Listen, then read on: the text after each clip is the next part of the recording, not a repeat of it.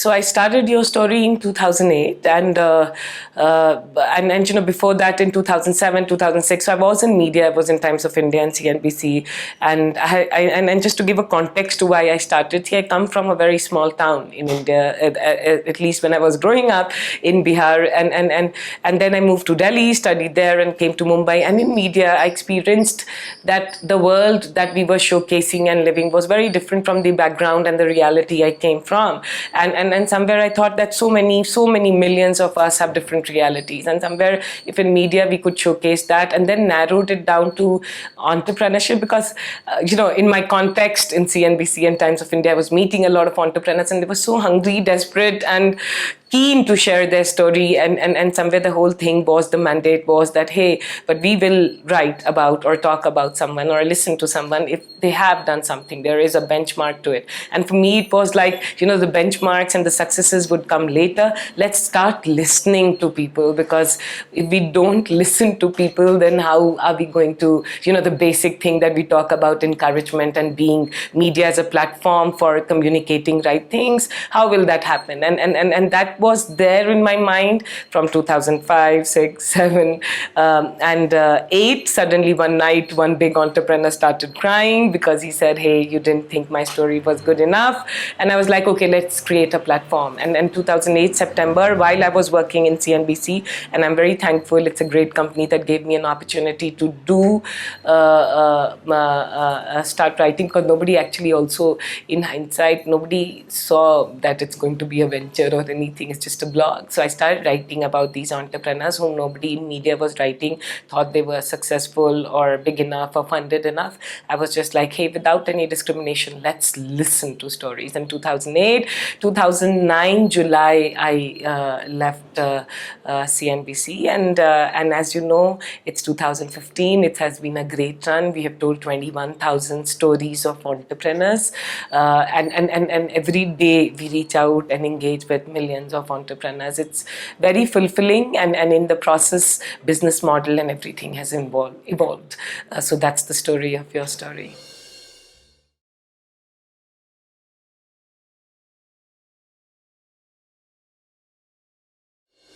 One very big thing which I keep saying, and maybe a slightly conservative standpoint, is that you need to have a little bit of money. Like, I've seen so many people, and especially in my last previous job when I was doing in Mumbai, you just cannot be in Mumbai when there is no money. Like, you need survival, basic survival. And for me, I was very clear that I'm not just going to blindly jump. Of course, there will be some element of blind jump, but I will not jump if I cannot sustain myself for 6 to 8 months. So when I was sure in July that I could, sustain myself for a few months, at least I had a run rate for 8 to 12 months where I was not dependent on anyone or looking for any funding, I took the plunge. And second thing was a little bit validation, because see, this is a very offbeat idea, just listening to people and telling their stories.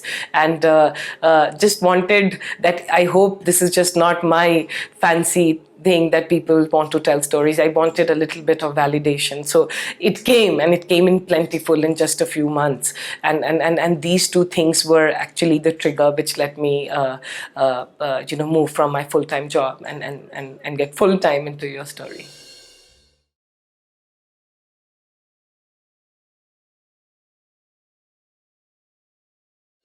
Here I want to say is that we give a lot of emphasis, and I see these days it's growing even more, is thinking about, the business model, business plan. I think somehow it is all of it is important, but it evolves, and you get your clue from the market, from the people, from your customer. For me, people whom I was listening to their stories, and you'll be surprised that when people talk and when you are listening to them without judgment, how many things they tell.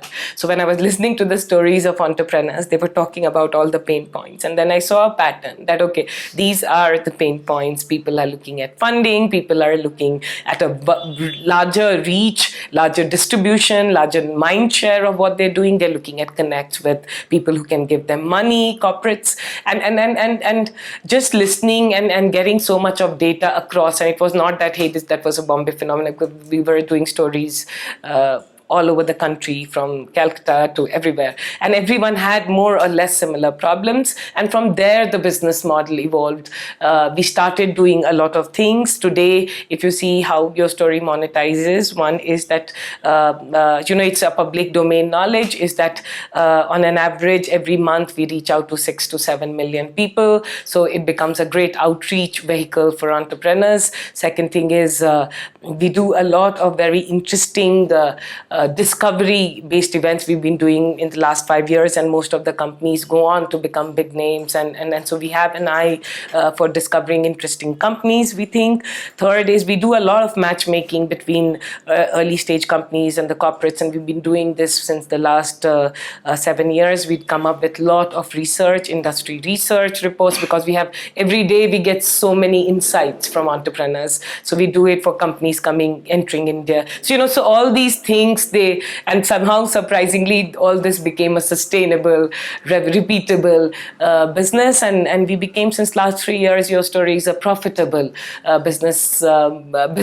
So what I want to say is that if you really, two things. One is that just be mad enough to know that this is what you want to do. And second thing is listen to outside. Just keep yourself away and listen to yourself from outside. And second to your customers, your people whom you are addressing. And if you listen, then business models evolve and you get to know what exactly people want.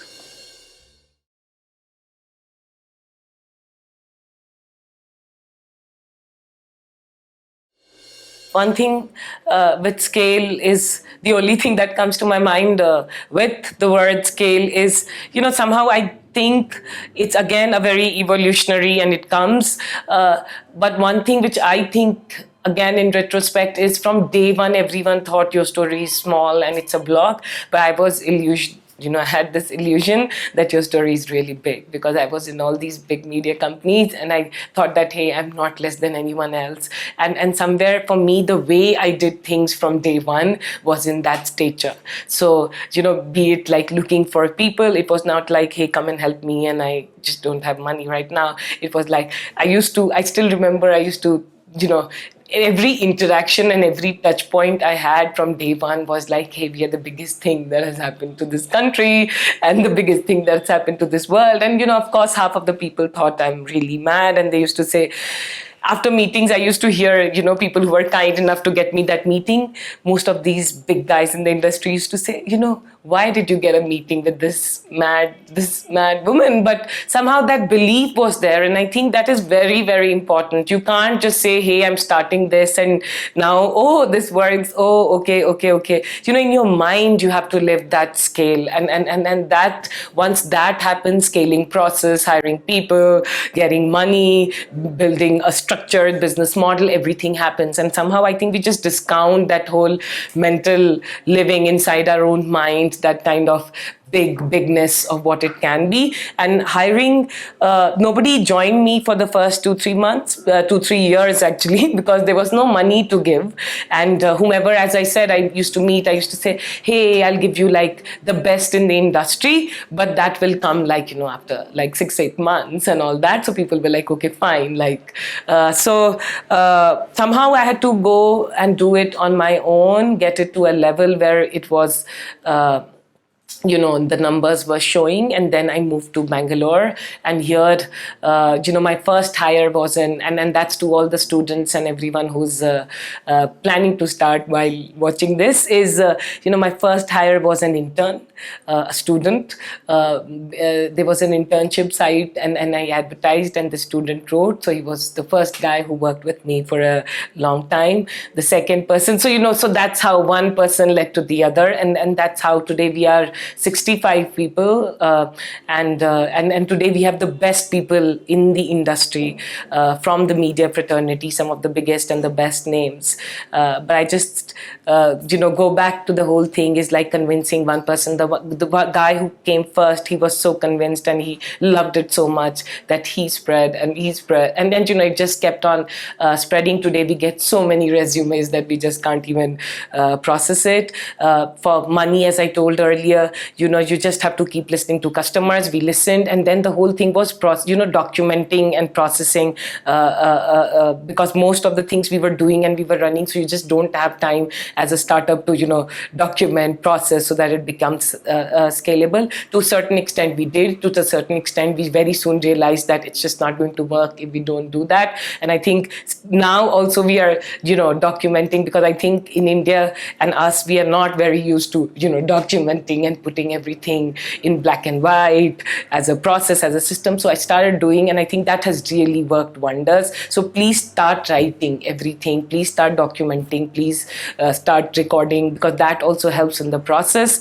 And money, I think I had a very great eye, because I've written this at many places, that when you don't have external money, it gives you a different kind of grit and tenacity. I never looked for external money, and nobody came and gave me money. So I had a great sense of appreciation and respect for money. So there was a sense of how much to spend, what to do. There was always this eyes that, hey, we are not spreading too thin, we are not spreading too much. At the same time, it was not that, hey, we should be like, we're building a media tech venture, so we should not be like very stingy either. So that sense of money and the awareness about money. In fact, today also, every day we have an eye on what we are spending, what is coming, and that even after raising venture money, I think very happy to say we have not spent any money, because we are generating cash and doing it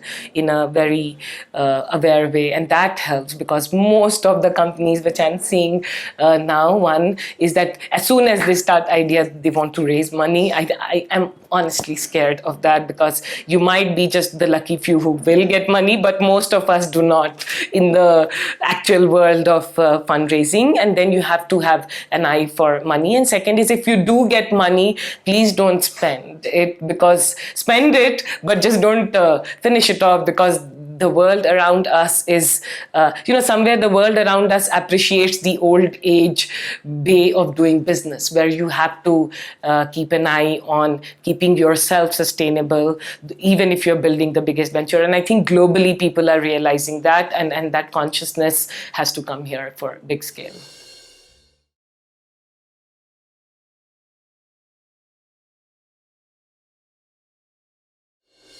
So, I would say her story as a product, it's her story personally is very close to my heart. And we started this 3 years back. And, we were meeting a lot of women, and not necessarily women entrepreneurs, but women doing interesting things and different things. And they had this thing that, hey, media has two ways of showing women. One is either very glamorous and, the images and everything. And second thing is either in a very, in a pitiable or empathy or a sympathized way, like, hey, she's not doing this or blah, blah, blah. What are the challenges? But there's no place which just celebrates women the way they are, with all their strength and weaknesses, scars and blemishes and glowing skins and everything, who they are. And in 3 years back, we just said, hey, let's start her story, where we're not going to judge whether this woman is suffering or she is this or get a world view on women, but let women have their view on themselves. And I think the way it has grown, the kind of audience it has, the kind of love it has from women, I think because it also came from women, right? We were just listening to them, and they were saying there's a place for us. And most of us keep talking place for us. And we just said, hey, let's create a place, non-biased, beautiful place for beautiful ideas, and just appreciating yourself, who you are. And today that's doing very well.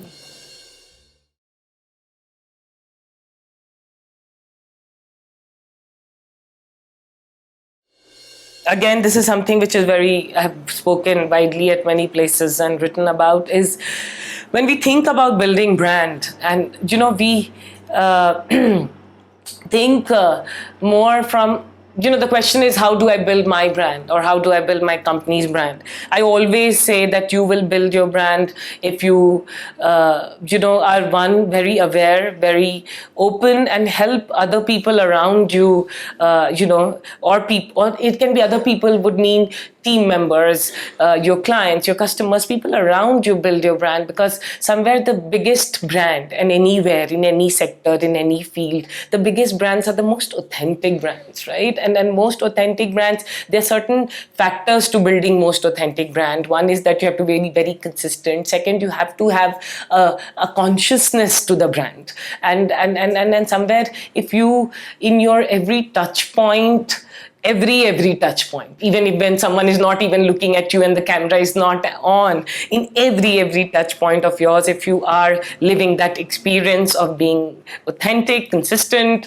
and thinking beyond my own brand to helping people around building their brands, I think it just automatically happens, and it magically happens. I wish there is a scientific or all the experts in the world document it into a process, but I've seen it, and I've seen it with so many entrepreneurs. I've seen it with so many companies, large, big, small, startups, how they're building, and somewhere it just doesn't come in the consciousness. Hey, I'm building my brand, because what you need to think is, am I creating that kind of an impact? Because if you are an entrepreneur, if you are going to start up, if you are going to do anything, then it is going to be about creating some kind of an impact to someone. And if you are thinking about that, and then you think that, okay, what that impact quantifies, and then you get a brand expert to say, hey, the impact which I'm giving is,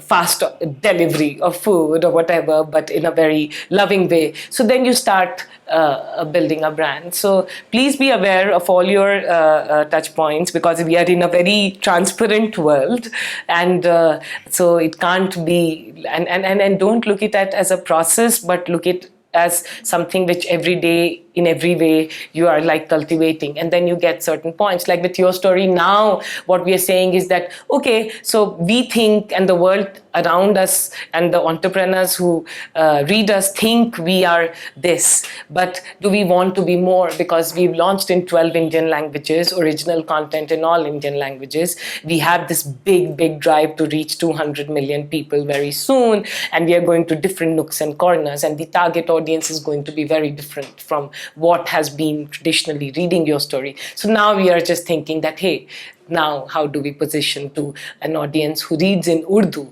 to an audience who reads in Bengali or Tamil, and is it going to be a central messaging or a content, or do we do? So these are some of the things that we're thinking on. But yeah, the essence of who we are will translate into the communication which we will do in all these languages as we scale.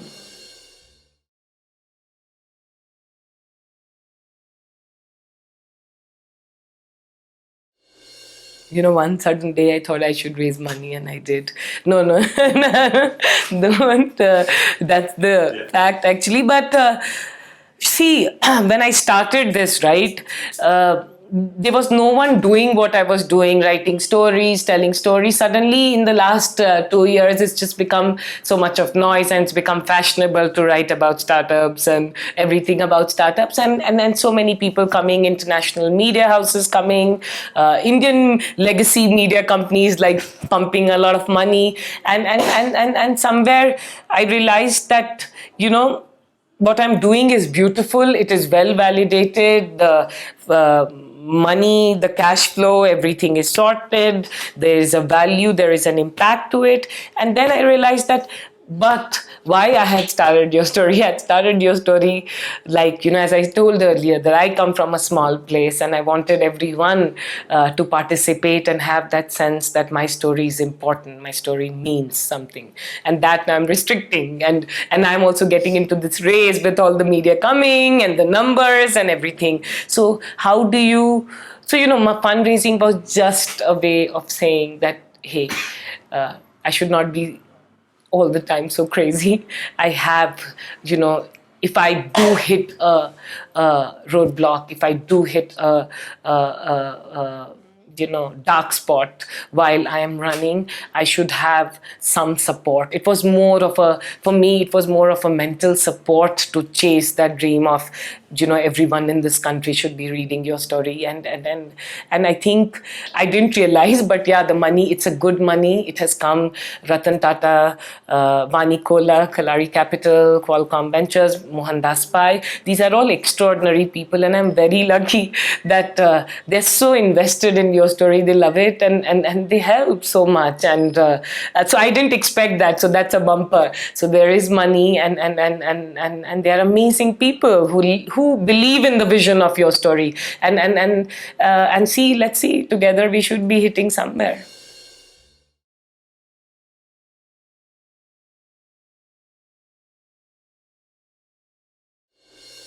Again, I just want to say this again, I'm telling on camera, is I somehow over the years, see, we all evolve and learn.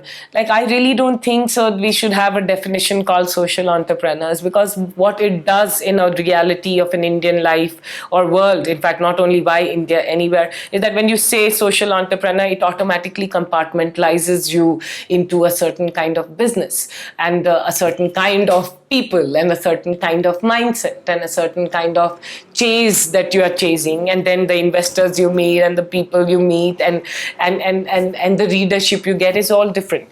And somewhere for us, starting Social Story was not necessarily for social entrepreneurs, but somewhere we just said that impactful stories, how do we make them also glamorous? How impactful stories, how do we make them also reach everyone, right? If I do a sensational story that, hey, this film star had did this last night, that goes to everyone. But for me, and from media standpoint, for everyone in the world, I'm sure people who are interested, the question was, how do you make these stories interesting? And that's why we started Social Story. And for social entrepreneurs, I would say is that, somewhere, as I say, for women entrepreneurs, right? I think we shouldn't bracket that, because right now the world is changing very fast, and I see people start perceiving and start seeing you in certain way. But to both, I would say, to social entrepreneurs who are like really socially passionate and doing something at ground, and to women entrepreneurs, one experience which I've had in the last 7 years of Your Story is, both these communities of amazing, extraordinary people need to sell themselves well. And they need to talk well. And talk well in the sense they need to, be just talking a lot more out there. Because I think both this community is much more self-effacing than the mainstream maybe a food tech entrepreneur or which automatically gets so much of noise both in Valley and in India. So communication for this community would be great important, and don't try to get yourself bracketed into it, because somewhere it silos you into not building a very sustainable, scalable unicorn ventures. And I somehow think all of us have the potential to build all those kind of businesses.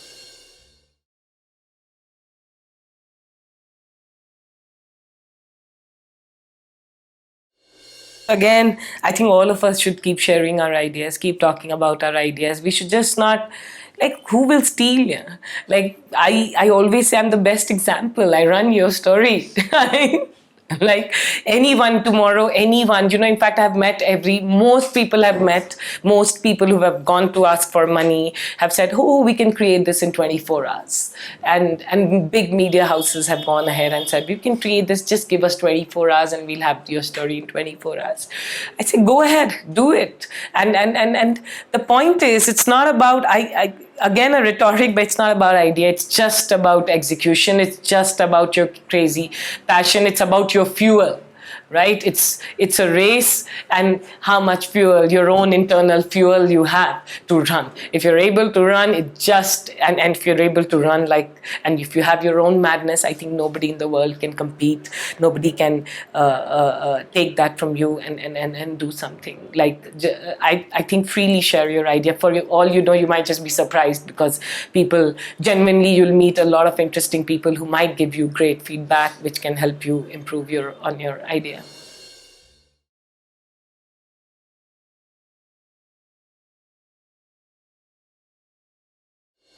That you shouldn't ask me. You should ask entrepreneurs who send mails every day. Like, most people become entrepreneurs because they're like ardent every morning. I don't know why they open Yourstory, but they read it every day. So again, to me, the answer is Yourstory. I think entrepreneurs, and to people and to the audience and the students of UpGrad and anyone who is watching this, I would say Yourstory should be your companion. You should know, because it's going to be a very, very lonely journey, like very, very, very, very lonely. And you should know that Yourstory is there, and there's so many experiences, and peek into the experiences of 21,000 people now. Hopefully in the next 1 year we should have stories of 1 million people. Peek into their experiences, share with them, and learn with them, and talk to them, and reach out to us if you're looking at raising money, if you want to connect to someone. We very openly whole day keep on doing those kind of things, because we believe if we do, then you will do to so many more, and we'll all have a very amazing culture in India.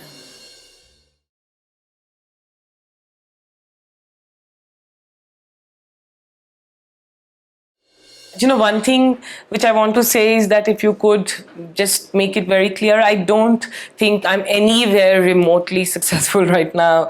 It's just a process, and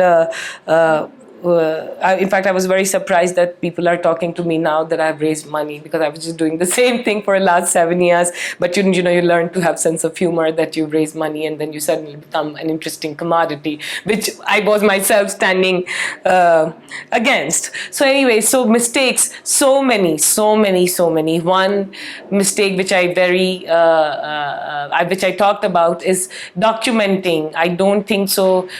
As entrepreneurs, we are so passionate. We just want to do everything, and we want to do everything 24/7. But trust me, after doing the same kind of thing 24/7, 7 years, it is, you need to have a process, and that process to me means only documenting all your learnings, good, bad, and ugly. I think somehow initially I did not do that. So what it meant is that I was just repeating. So anyone who was coming, so the scalability was not so very fast, because you just had to embrace everyone and just say the same thing. I think somewhere if I had put it in a process way, that would have been great. Second is, I think one big mistake I think I do, though people say you shouldn't, is I think I've been very emotional in this journey, because for me everything is so personal, like every story becomes personal. So earlier 3 years when I was writing every story, so every entrepreneur is a friend and everyone's problem becomes my problem. I think that's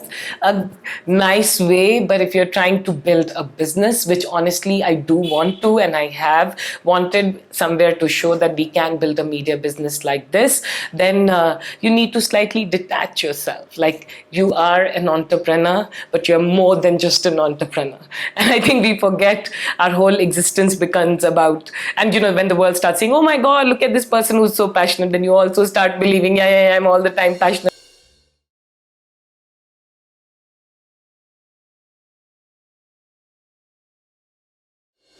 Somewhere you just need to start distancing yourself, your venture and yourself, and to me, it's still a learning process. I'm still learning. This year I've invested a lot of my mental faculties in doing that, but you need to do that, because I think for entrepreneurs, failures and successes, are like every day. One day is successful, one day is failure. But something which is very, very important is to feel very happy and good about yourself. And somewhere the world around you as an entrepreneur will always constantly try to judge you for everything that you do, and every board meeting or every fundraise you did or you were not able to do, or whatever. So that distancing of, you are just, you are you, and you are also an entrepreneur, but you are you, and that you has more than the entrepreneurship and the venture, and what you're doing is important. And I would say that is something which I am working on. I haven't been able to do, and it has led to a lot of heartburns, sadness, distress, anxiety in the journey. Yeah.